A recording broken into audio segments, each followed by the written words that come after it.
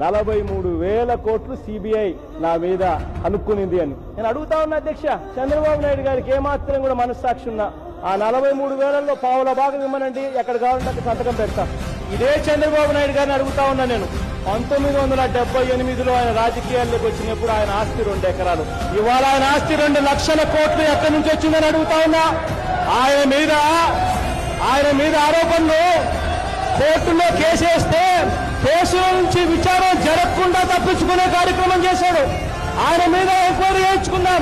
ఇవాళ ఇదే సిబిఐ చేత చంద్రబాబు నాయుడు గారి మీద విచారణ చేయించాం. రెడీగా అడుగుతా ఉన్నా.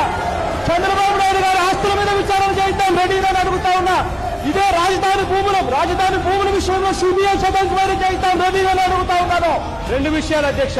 ఒకటి, ఈ భూములకు సంబంధించి చంద్రబాబు నాయుడు గారే దోషి.